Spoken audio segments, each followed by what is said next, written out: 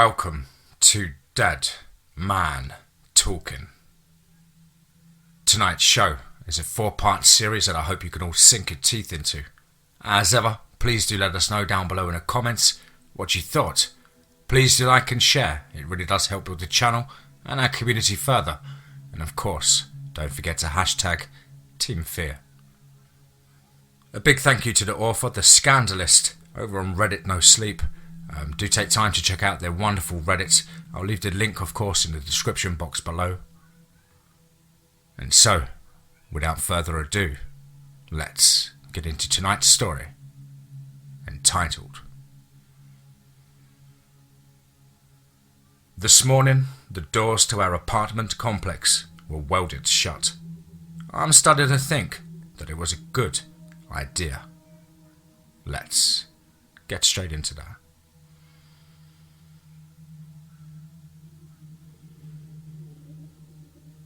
Right now, I'm in my apartment on the 3rd floor, and I can't go outside. I'm lucky that I've just bought my groceries yesterday. I don't know who could have done that, but at this time, I know a few other things. I know that it was someone from the tenants, since the seams on the door indicate that they were welded shut from the inside.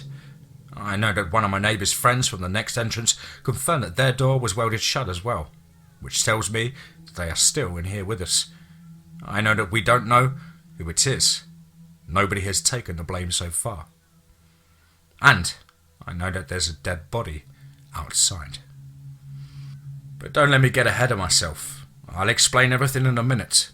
I live in a small and very old apartment complex on the far outskirts of a small town. Honestly, calling it an apartment complex is a stretch.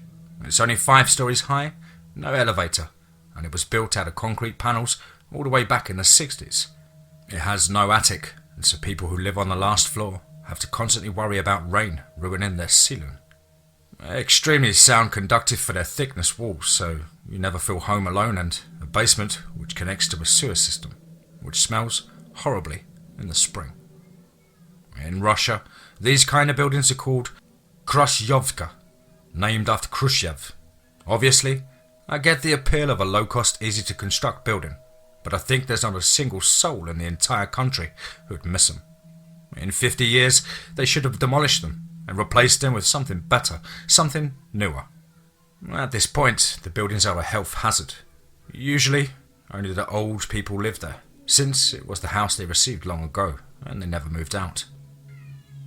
Young people like me rarely moved into Khrushchevkas, which was why my neighbours were mostly old people.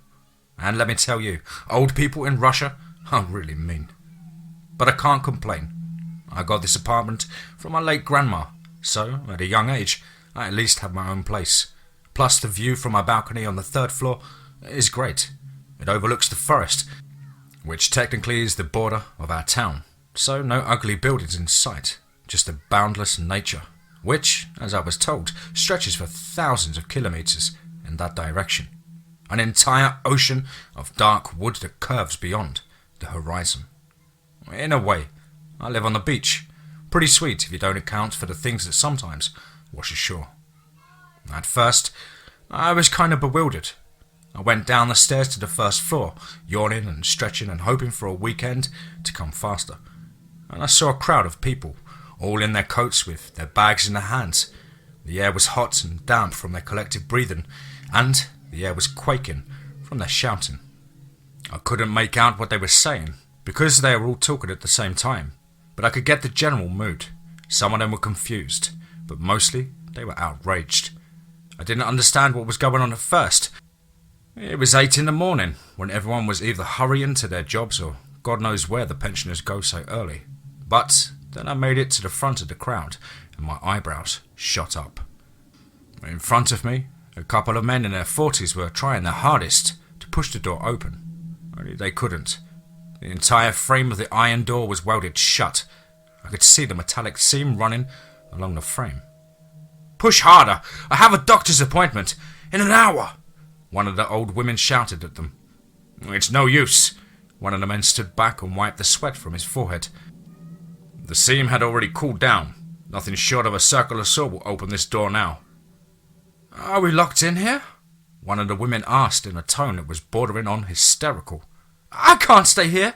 I need to get to work." "Everybody needs to get to work," the man snapped back at her. "But the door is locked. What else do you want me to do?" "So what? Are we going to stay here, locked because of some kid's prank?" She squealed at the frequency I thought was impossible for a human voice to produce. "I doubt that it was a prank," the man said. "I've worked as a welder for 17 years, so I can tell you for sure the door was welded shut from the inside." There was a pause of silence as everyone considered the meaning of his words. Somebody locked themselves in with the rest of the tenants? But why? "Who the hell would do something like that?" I asked aloud, no one in particular. "Some maniac for sure," the old woman grunted. She gave me a mean eye and then tugged my sleeve. "Say, what apartment are you from? I don't recall seeing you here. Is that you who's done that?" She pointed at the door. "You and your good-for-nothing friends, huh? Probably hoping to butcher us all and take our money, huh?" She was getting louder with each sentence, and I suddenly found myself at the centre of attention of a really mean and annoyed crowd. I had to defuse the situation fast, or else I wouldn't be able to reach my apartment in one piece. "I'm Tamara, Vasilevenya's grandson," I explained, feeling angry that my words, the God's honest truth, sounded like an excuse in that context. "I've lived here for the past year, and I just came down from my apartment." "Leave him be, you old hag," one of the men from the back of the crowd interfered. "I've seen this lad here many times. He's good people. Helped me with my bags more than once." The woman was obviously humiliated by such a development and gave me the death glare. But thankfully, she didn't say anything else. A doorbell buzzed behind me, and someone from the crowd was trying to reach the neighbours that lived on the first floor. "Open up!" I heard a man's voice shouting, followed by the thuds of his fist knocking on the door. "The door's stuck, and I need to go to work." "How are they going to help you?" someone from the crowd asked. "I'll crawl out through their window, that's how," the man replied. "Don't be ridiculous. All the windows on the first floor are grated," somebody else shouted, but the man didn't listen. It seemed that more people joined him as I could hear the numerous fists banging on the door. "Hello? Can you help with the door? I can't seem to open it." We suddenly heard a voice coming from outside, from beneath the welded door. Somebody was caught outside when the door was welded shut. I can't find any explanation as to why they were trying to enter our building at such an early hour. Perhaps they were out for groceries, or they decided to take a morning jog, or perhaps it was a postman. It doesn't matter now. The people started talking all at the same time, trying to explain their situation to the man, or to ask him to call for help, or to demand him to explain himself, but he never had a chance to answer their questions. "Oh my God! What the hell is it?" he screamed in terror. The door shook as he started pulling on the door handle, hoping to pry open the door. The crowd fell silent. The terror in the man's voice was so genuine that no one had any doubts that he indeed saw something horrifying. "Let me in, please!" he screamed again, desperately hoping to muster the strength to open the door. We couldn't see, of course, what scared him so much, but we could hear it. The heavy snarling, the clanking teeth of huge maws, the claws scratching against the ground, getting louder with each second. The concern for his fate swept over us at the same time. It was probably what our ancestors felt when they watched one of their own being chased by a lion. "Run! Run while you still can!" the crowd shouted, but it was already too late. There was a loud thud, and the door shook. The unknown creature rammed straight into the man, pressing him to the door with its massive frame. I could hear it growling as it was tearing into him, trying to get a better hold of him, but I couldn't recognize the animal. The door trembled again and again as the creature was throwing the man against it, hoping to get him to stop resisting. He screamed until the creature finally got to his throat. Someone gasped in terror. "Help him! Someone!" Somebody from the back of the crowd shouted. Nobody moved. There was nothing we could do. The iron door that protected us from the creature outside was also separating us from the man. He was so close to us, and yet he was dying alone. There was another strike at the door, and the crowd stepped back. The creature was testing the metal. It could hear us inside, but the door stood still. Whoever welded it shut did a good job. After that, it fell silent. We didn't know whether it left us or was standing right behind the door, biding its time. We couldn't check either way. It was at that moment that we heard them, the sirens, old and rusty, and they were coming back to life after decades of sleep to fulfill their purpose, to warn people of an incoming catastrophe. The years of slumber did not do them any good. They started out sounding low, but with each second, as their mechanical voice cords were stretching and warming up, they were getting louder and higher, until the familiar sound that everyone had hoped they'd never hear was drowning out everything else. The sirens were getting louder, but in the pauses between its pulses, I could hear that the noise out of the town outside was getting quieter. After a few minutes, the commotion outside was gone, as everyone evacuated. We were left alone, probably the only people in the entire district. Alone, stranded, and with something dangerous roaming beneath our windows. I can hear howls and screams in the distance. Its voice sounds almost human, but I know now the difference. You could tell it clearly when its howl was followed by a human scream.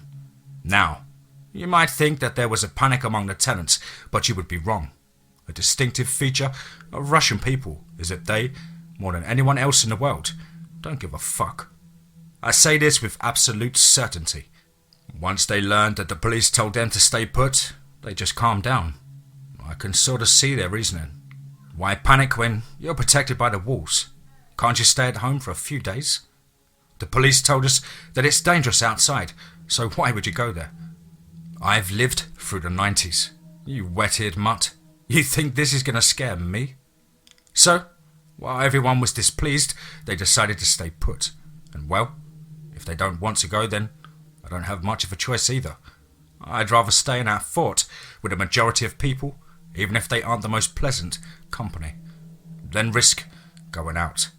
And besides, it's not like there's any immediate threat to my life, right?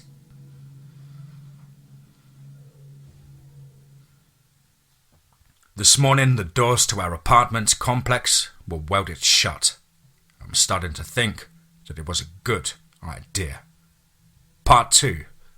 Let's get straight into that. I'm still here, still alive, so that's good. Still locked in, and I'm starting to doubt whether I'm as protected as I thought I am. Today was the day when we were planning to try to leave this place, but with everything that had happened, I don't think we'll be leaving anytime soon. The water and electricity are still working, which is surprising. It might be that not the whole town has been evacuated, or that there's some skeleton crew left to take care of the necessities, just to be prepared for everything. I've filled the bathtub with water in case it stops running or something happens to the pipes. I am also eating only perishable goods for now. The rest can wait. I guess I'll clear out the refrigerator first and then switch to grains and potatoes afterward. The phones aren't working anymore, and neither is the internet without the VPN. I guess it would be smarter to turn it off completely, but someone, as the local ISP office, is neither not very smart or has left this window of opportunity for people like me. On the day it all started, everyone in the building had been trying to contact the police. I remember that on that first day, you could hear them all through the walls, cursing that they would pick up the phone or begging to come help us when someone did pick up. At first, the policemen were seemingly shocked that when they learned that we were still here. When we told us how it was, nobody was coming to rescue us. It would all be over soon. We just had to stay put. When people started calling their relatives, the phones were suddenly switched off and had stayed silent since then. So I guess the higher-ups don't want us to spread panic. Perhaps the rest of the country is not even aware of what's going on here. I'm not surprised. Our politicians have a long history of keeping the catastrophes under wraps. The beast has been very active on the first day. Though I hadn't seen it, I heard later from the rumours that one of the tenants had seen it lurking beneath his windows. We occasionally hear its roars and screeches, and every time I could hear the entire building fall silent to hone in on its sounds and determine how far away it is. We couldn't hear it on Saturday. Only a few car alarms had been set off, implying that something still lurks there. And, on Sunday, for now, let's just say that we didn't see him during the day. All of this has led people to believe that this whole thing is going to be over soon, although on this first day, everyone was staying in their apartments. On the second day, people started going out. People were walking up and down on the stairwell, talking to each other, and even inviting their neighbours in for dinner. I'd never seen these people getting so social. Usually, they just give you a death stare.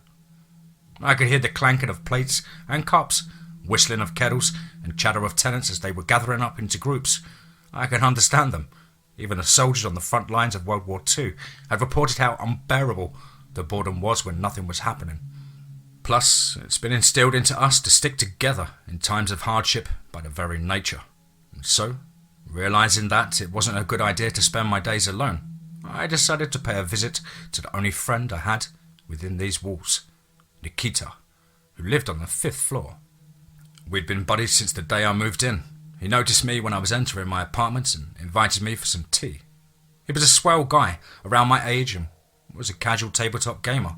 We spent many evenings playing Monopoly and Jackal, in the past with him and his girlfriend. It was her who opened the door, and I instantly recognised from the look on her face that something was very wrong. Nikita was staying at his friend's home the night before it all started, Natasha explained. He was supposed to come home in the morning. We took a day off for Friday and were supposed to go out to town, but he didn't make it in time. She didn't cry, though looking at her eyes I realised that she had for many hours. I could tell that she could use my support, and so I invited myself in. Over a cup of tea, she shared with me that she was feeling scared for him. She was afraid that he was so close to the building when the siren started wailing, and that she had nightmares where black hands were dragging him into the darkness. She shared with me that she had heard someone couldn't get in on Friday morning, and that she was afraid that it was him. And so I reassured her that that wasn't the case. As I was there, I heard the victim's voice, and I'd be able to tell if it was Nikita. That brought her some relief, but she was still stressed. I can't sleep very well since then, she told me. I wake up in the night hearing footsteps above. I keep hoping that it's him, but I know that it's not the case. On my way back from Natasha, I met the man who had claimed that he was a professional welder. He was carrying a box of tea to his neighbours. Curiosity got the better of me, and so I struck up a conversation with him, hoping to learn if something about those welds could tell him something about the welder. It's all over the place, he informed me. The welds are mostly fine, so I can tell that whoever did that knew what they was doing. But they are really messed up in other spots, especially at the corners. And there was a lot of slug left. Whoever did that was probably in a hurry and drunk. I can't stop thinking about it.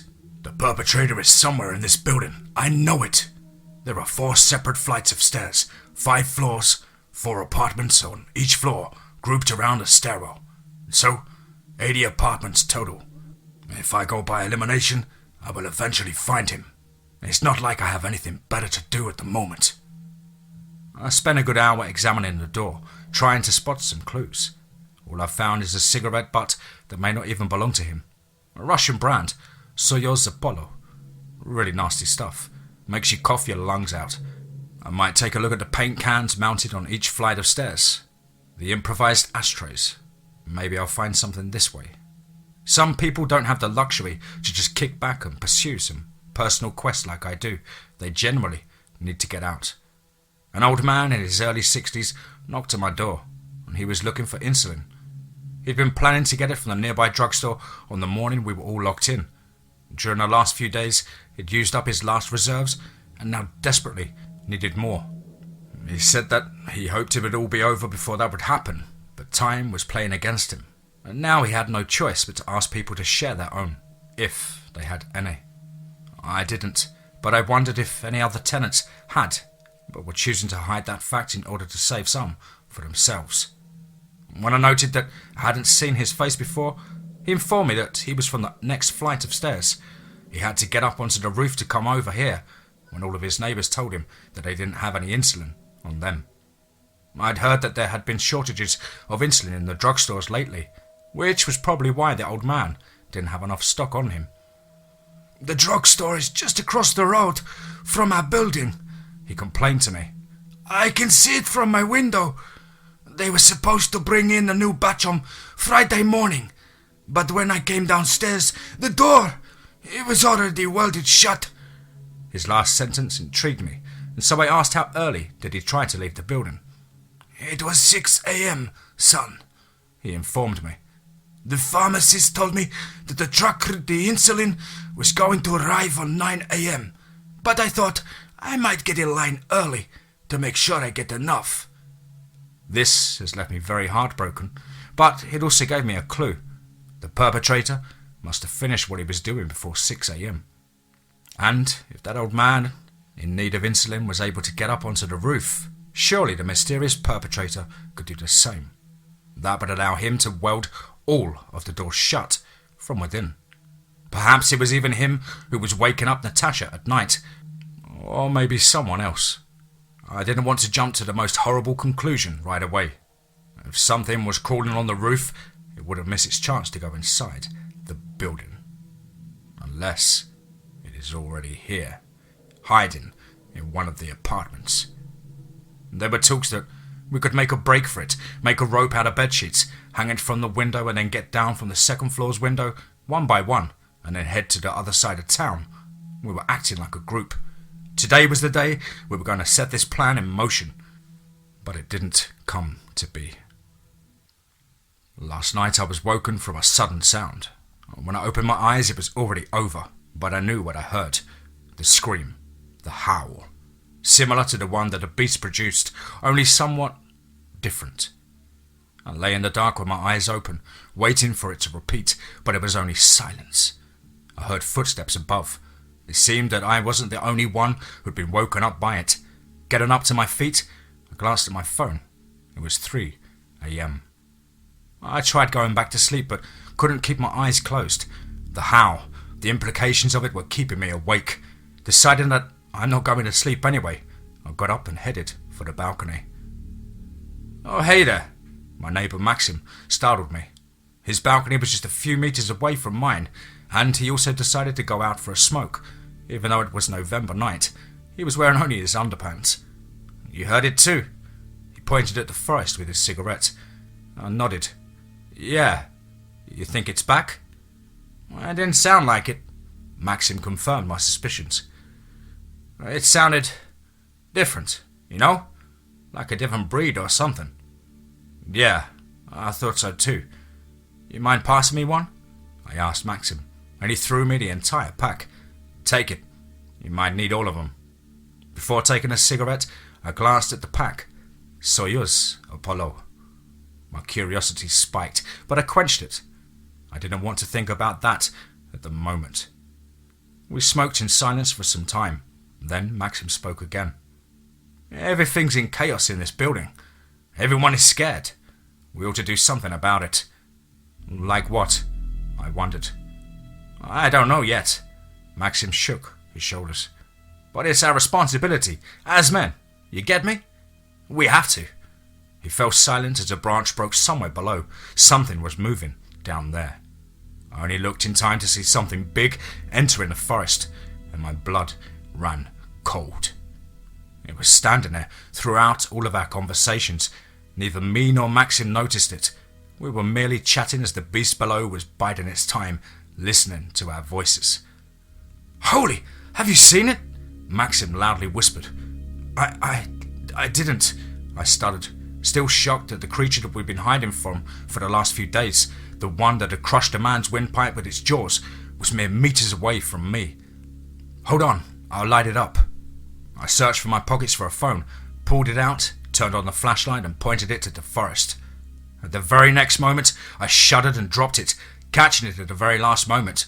I was not ready to see something like that. The phone's flashlight was not particularly powerful, so the cone of light quickly dissipated, and yet some of the photons had found their way between the branches deep into the forest to reflect the beast's lone giant eye, the size of a small platter, and travel back to me.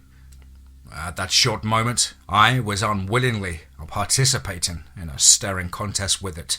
Something told me that I was the first man to do so, and walk away to tell about it.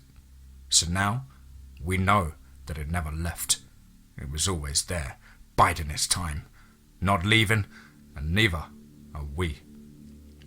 People are back to their apartments, and the stairwell is mostly empty.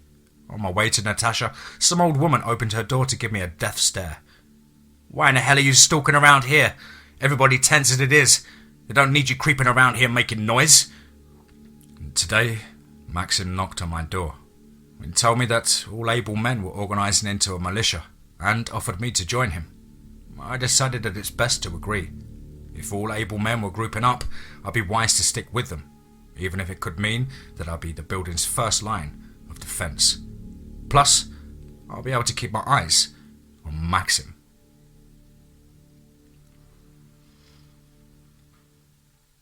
This morning, the doors to our apartment complex were welded shut.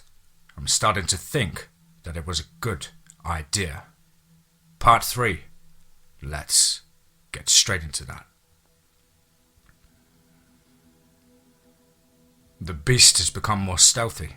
We don't hear its roars anymore, but sometimes, after spending hours looking out the windows, I can see it lurking behind the branches in the forest. I'm convinced that it came from the forest now. It feels like at home there, spending a majority of its time there, surfacing only to take a glance at us, to check if we were still there. My fridge is already empty. Even with me rationing the food, it ran out much quicker than I expected. Luckily, I still have my grains and potatoes. Most of the old people don't seem to be complaining. I can understand why. With them surviving on the pension, they learned how to stretch the food until next month. Plus, they are old and their knees are weak and brittle. They can't afford to go out for groceries every day. So they wait until they learn about some sale somewhere and then go to there to stock up for a month. Even if said sale was on the other side of town. They're probably stocked up for a few months ahead. I can't stop thinking about it. The tap water starts to taste funny too. I'm glad I've filled my bathtub to be ready for something like that. Some people are warning everyone not to drink it, and I hear all kinds of rumours about as to why we shouldn't. From it having drugs mixed into it, being poisonous to take care of everyone. Personally, I don't think it's anything like that. The pipes had probably gone bad over the last week, since they weren't looked after. Maxim has started organising the militia so far. It's very small, and we patrol only a flight of stairs and a roof, but he's started to try and convince people from the neighbouring ones to join us as well. He sounds very convincing, and I can see why people are joining him. He gives them back the illusion of control, even though we don't have anything except for the makeshift weapons, like sharpened brooms, knives, or, in my case, a hatchet for meat. People are now less scared to leave their apartments again. They trust us. I guess it reminds them of the old times when volunteer militias were on the streets that looked after the neighbourhood were a common thing. However, not everyone is willing to join his cause. The furthest flight of stairs to the right gave us a rather cold shoulder when we descended from the roof to tell them about our idea. We were greeted by a bunch of men. Some of them were obviously drunkards and with their faces red and swollen from constant drinking, while the others had prison tattoos on them. All of them reeked of alcohol and the sounds of blatnyak, a Russian music genre that consisted mostly of obscene ballads about criminal life, played in the background. Somewhere far in the distance, I heard metal clanking. I didn't pay much attention to it then. Their leader, a man with gold teeth and a naked torso exposing a tattoo of an Orthodox church, spat to the ground when he heard us out. "Trying to play coppers here," he said with a fake grin, making sure to show us his every tooth. "Look at that one, guys." He pointed at me. "So young and already trash." The crowd behind him half-heartedly laughed. I felt a chill run down my spine. The looks in their eyes were dangerous. It was like staring into the eye of that beast again. "It's for the greater good," Maxim said, staring at the man. "We're all in danger, and we need to stick together." "We can look after ourselves," the man replied, pulling a gun from behind his belt for a moment. "And we don't need anyone snooping around either. Now scram back to your corner, you bunch of faggots." I felt Maxim's hand on my shoulder. He was tugging at me, letting me know that it was time to go. I felt sick that a man could talk like that to us and get away with it, but there was nothing I could do. "Bring some girls next time," one of the men shouted as we were leaving, and the crowd laughed. "Well," Maxim said on our way back, "it seems like we have a hater there."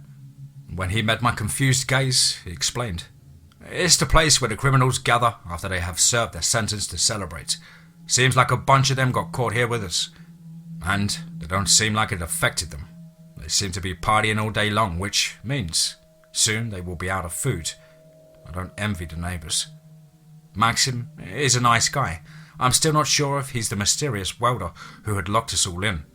The only clue I have is a brand of cigarettes he gave me, and it's a stretch to think that he's the only one in the entire building who smokes them. While they are not exactly common, I've seen people smoke them plenty of times. I've tried talking to him about what he thinks about the identity of the welder. Who could it be and why would he do that? And while he was talking, I was looking at his face to spot something. If he were getting nervous, then it would be a dead giveaway. But his face remained straight the entire time, and he even got some joy out of speculating about who it could be, and what were their motives. Either he was a very good liar, or just wasn't him. After that, Maxim had me check the basement to see whether we could escape through the sewers, or if something could find its way in through them. Truth be told, I was scared to go down there. The concrete walls covered in moss and cobwebs stretching from wall to wall weren't exactly reassuring. But what really scared me were the tiny windows along the walls. They were too small to crawl through. I could barely be able to fit my head if I tried, but I was still afraid that something could find its way in. The basement ran under all of the building, with all flights having a door leading down there, so it was hard to find the hatch that led down to the sewers. When I finally found it, in the far corner of the basement, I experienced a mix of emotions. It was also welded shut, which meant that nothing could get in through it, but also that nothing could get out. Over the last few days, we started hearing gunshots in the distance. It sounds like a machine gun, and I doubt anyone in our town has one. Maybe the police have a few AK-74s. Sometimes it almost sounds like there's a war going on in the distance. It fills me with hope that we're going to be rescued soon, but I can't help but wonder. What are they shooting at for so long? I doubted that the beast outside could soak in so much ammunition. Aside from that, not much happened during that time. One day followed another, and I spent the majority of my time with Natasha, and we could both use some distraction from the world around us. I was at her apartment yesterday playing Monopoly with her when we heard a confused shout coming from outside. Looking out the window that was overlooking our town, I felt my heart skip a beat. Someone was running away from the house. I squinted my eyes and my heart sank even more. I recognized who that was. It was the old man who had been looking for the insulin. I opened the window and looked down, already knowing what I was looking for, and sure enough, it was there. A rope made out of bedsheets hanging from one of the windows on the second floor. In desperation, the man must have decided to make a break for it and rush towards the drugstore to get the insulin he needed to survive. It was either that or a slow and painful death. He disappeared behind the crone of trees, and a few seconds later, I heard the glass break. He must have shattered the window of the drugstore to get inside. The sound echoed across the empty streets, and Natasha shuddered in fear. I knew what she was going through. If that creature that stalked our house for the past week heard him, it would have no doubt to come over, seeking its next prey. A few minutes later, I saw him running towards the window, clutching something in his hand. Even from a distance, I could see how pale he was. He was out in the open, away from the safety of our walls. For a moment, I felt respect for the man's surge rise up in my chest. He defied his odds and refused to die doing nothing. He approached the windows when we heard it. The moaning scream of the beast, somewhere very close. The man grabbed the rope, started climbing up. He made it about halfway when his weak arms gave out and he fell to the ground. Old and frail, he was unlikely to make it even if he wasn't malnourished and weakened by disease. He slowly got up, rubbing his hip, and tried to climb up again when the creature showed its head around the corner. I could finally see it with my own eyes, and it was beyond my wildest expectations. It was clear that whatever this was It was not from this world. Its front legs were thick and burly, ended with paws with long fingers that looked disturbingly similar to human fingers. The hind legs were much shorter and, once again, parodied in human nature. It looked very similar to human legs. All of its body was covered in black, long, thick fur, except for its head, which was bald, exposing its grey skin. And, in the centre of its almost human-looking head, a single eye wildly rotated, seeking out its target, and stopped on the old man, and the beast let out a low growl. The man was not giving up trying to crawl up, but with his busted hip, he could barely crawl 1 metre above the ground, and his arms along could not pull him up. The beast must have noticed that because it didn't rush at him. Instead, it took its time, approaching him as if taunting a man's efforts to escape it. When it was just 5 metres away, the man jumped back to the ground and tried to escape, but the creature covered the distance, separating them in one quick leap.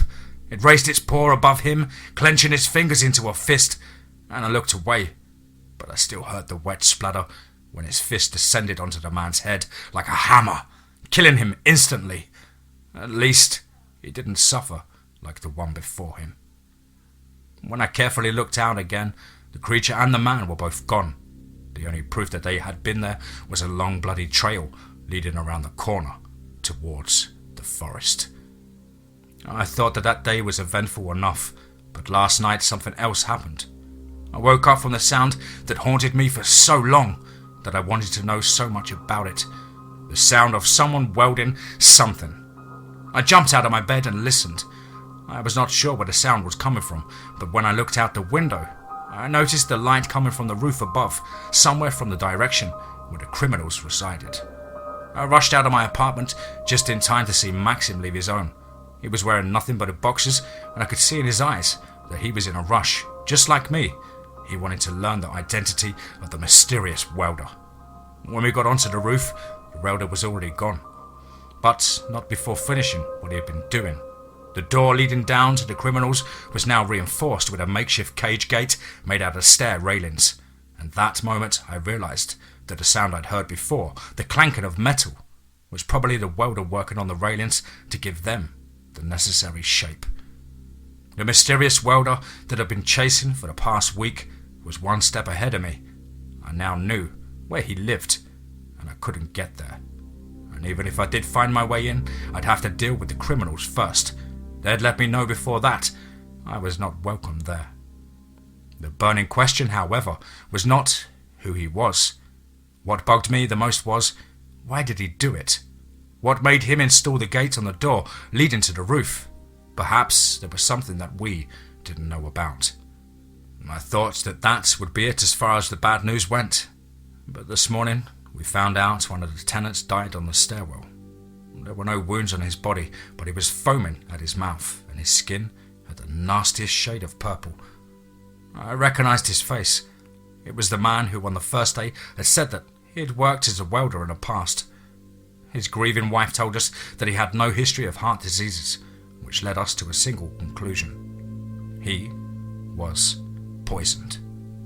It seems that the tap water indeed contains poison in it. Since then, we don't drink tap water anymore. I am also convinced that they left us electricity to lure all of the creatures to us. They want our problem, namely, the problem of having too many witnesses to take care of itself. Spread the message, people. We're here. We're still alive.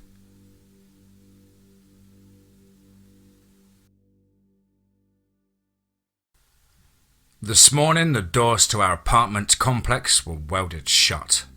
I'm starting to think that it was a good idea. Part 4. Let's get straight into that. There's something outside my door. Something's lurking at the stairwell, going up and down all 5 floors. I was alerted to its presence by a scream one late evening.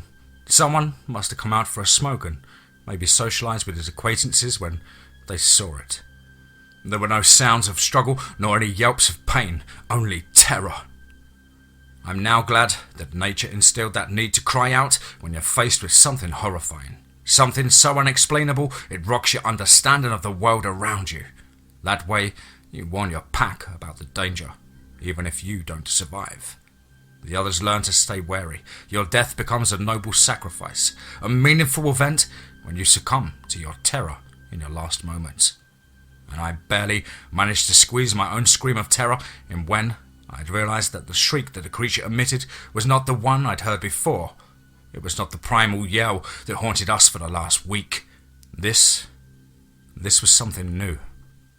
Something that somehow had managed to find its way into our apartment complex, despite the precautions that had been taken. I spent half an hour looking out the eye hole, trying to catch a glimpse of it. The dim light bulb outside provided us just enough lighting to see what was going on. At one point, something suddenly obscured the light, and I heard a pitter-patter across my door. A second of confusion was followed by a terrifying realization, and jumped back from the door, trying to hold back my scream of surprise and shock. Whatever it was, it just crawled across my door on many legs. It could crawl on the walls. This means that the door to the roof is now a huge opening in our defences. In the morning, me and the other guys from our militia carefully stepped out to take a look at the damages it had done. We found a bloody spot on the 4th floor and a long blood trail which led to the roof. There, it led us towards the edge of the roof where it ended.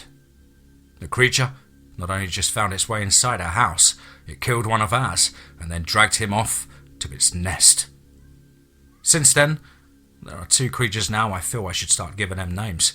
Ape Demon, or the Ape, sounds like a fitting description for the one that had been terrorizing us for the last few days. And on the next day, everyone unanimously started calling the newcomer the Crawler. So that's what we're going with now. So, if the Ape is the juggernaut that watches the streets, and the Crawler is the infiltrator that sneaks in and attacks us where we live. A demon ape and the Crawler. God. Just 2 weeks ago, I wouldn't have thought that those are the words I'd use with a serious face. Since that event, we put a lock on the door that leads to the roof. I think it was long overdue. We never thought we'd need to do that. I pray that it will suffice to keep it out, and I'll make sure to have my curtains closed at all times. And I'd hate it to see me inside, an easy prey ready for consumption. I'm more and more concerned with what's our end game. There is no chance that the water in the pipes could have gone so bad in just over a week that it would become so toxic. Bacteria don't kill you in one night. They don't make you foam at your mouth. They don't make your skin purple. The water has some toxins in it now, which tells me that to our government, we are no more than unwanted eyewitnesses. If we make it to the other part of town where the gunshots are heard, we won't be rescued. We will meet a firing squad. The food becomes a problem. Yesterday, I heard someone walking around, asking their neighbours if they had some salt, just some cooking salt, to make their boring dish more pleasurable. I heard 3 of my neighbours tell them to get lost. But who am I to judge? When they rang my bell, I didn't open the door. I know that it's just salt they're looking for, but you can never be too careful. Perhaps they think that if I have salt to spare them, I have plenty of other food inside and that I am a viable target. Perhaps I'm just talking nonsense. 2 days ago, I carefully checked the door in the basement that led to the flight of stairs where the bandits live. It was locked on a hanging lock, but neither I nor any of the tenants heard the welding, which means that it could be broken down. I need to get to the welder. The personal quest of mine that started out of boredom and curiosity has grown into a necessity, a prerequisite for my survival.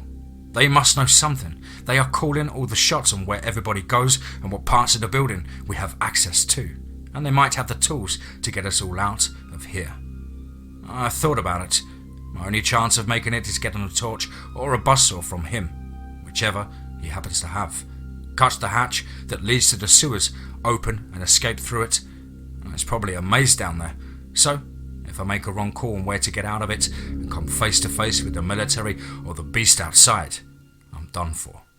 But it's better than pushing my luck by trying to escape through the surface. The only problem is getting to him before the bandits he lives with get to us. The cage gates that he installed on their roof entrance has latches and a lock, which means that it can be opened by them. which means that it is they who decide who enters their flight of stairs, which means that they pretty much have fortress within the fortress. I fear that when those doors open, they'll come out not to cooperate, not to beg for food, but to hunt, to prey on the weak, and so far, we have no solid way of fighting them back. But the crawler and the bandits aren't our only problems. Yesterday, the ape learned that it's strong enough to rip the cages off the windows on the first floor. Worse, it was the apartment in the same stairwell as mine that it chose to attack. I heard its grunts outside, the screams of terrified people downstairs, the weeping metal that was being torn apart. I don't know what the people downstairs did to provoke the beast. Perhaps they thought that the cages would protect them and they didn't have the curtains closed. Perhaps they saw the creature and decided to indulge themselves in a staring contest with it. I don't know. I didn't ask. One of the tenants who lived there managed to escape. I could see the terror in her eyes when I walked out of my apartment to see what was going on, just in time to have her rush past me. But I knew that someone else was less lucky. I heard the screams of a man who the ape pinned down. I heard the loud thumps when his fist collided with a man's flesh. And you know that thing where you can tell where the sound is coming from by how much it is distorted by the echo? Well, judging by how it all sounded, I realized with terror that the screams were coming from the apartment on the first floor, and that the woman, fleeing in terror, didn't close the door on her way out, which meant that when the ape would be done with the man downstairs, it would be free to enter the stairwell and roam all 5 floors. Perhaps it wouldn't even be able to leave if it got lost here. I had to do something quick. It was very risky to go down there and to try and close the door, but I knew that if I didn't do that at that moment, I'd be dead within a few days. It wasn't bravery that pushed me to do such a reckless action. It was desperation. I was facing a paradox: stay safe and die, or risk your life and live. And my body was telling me that it wanted to live some more. I carefully made my way down to the first floor and took a peek at the door. Just as I suspected, it was wide open. I could hear the ape munching on its already silent prey, but I could also key in its keyhole. Carefully, trying my best not to make a noise, I inched towards the door. I wanted to scream in terror from the fact that my steps weren't completely soundless, but I guess the creature didn't hear it over the sound of bones breaking under its bite. I was now right next to the door.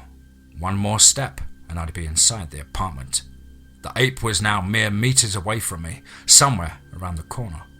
If I messed up, I'd have a second, maybe 2, to say my prayers. There was no going back now. Carefully, I slid the key out of its keyhole. On its way out, it clanked. The munching stopped and took a step. I slammed the door shut and started shoving the key into the keyhole, but my trembling hands couldn't pull that off. A muffled roar came from within the apartment, and I felt a massive body slam into the door from the other side. Luckily, the door seemed to be reinforced.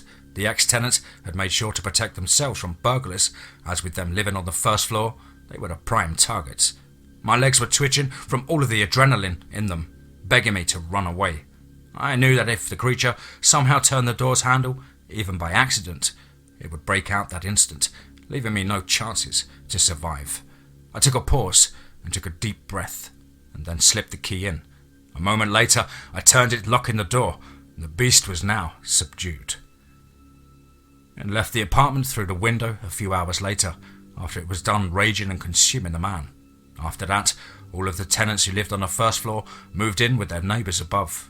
They brought their food supplies with them, and I'm glad to say the people upstairs didn't mind them. They realised that it would be heartless to let them live on the first floor or hang out on the stairwell, where they were easy prey. And Natasha had an old man move into hers as well. Still, even though our casualties were minimal, we'd taken a huge hit. Our home, our submarine submerged in all of this madness, has taken another hit and sunk even deeper. I'm currently thinking about how to find the welder and get him out of there without alerting any thugs. The roof is not an option, but there's still a basement door that can't be broken. I'll discuss that with Maxim tomorrow. It's time to act. Time to get out of here.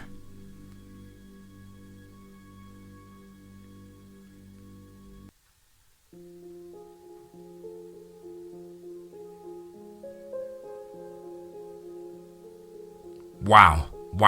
Absolutely chest-pounding, nail-biting stuff there from the wonderful author, The Scandalist. Thank you ever so much for allowing me to make a narration, a rendition of your fantastic work. I am sitting on the edge of my seat for the next instalment, and as soon as that is ready, obviously I'll add that to this collection. Guys and girls, you know the drill. As ever, please do let us know down below in the comments what you thought. Please do like and share. It really does help build the channel and our community further. And of course, don't forget to hashtag TeamFEAR. I hope you're all well and happy and enjoying the working week, getting stuck in and busy as hell. And above all, remember, be safe, not sorry.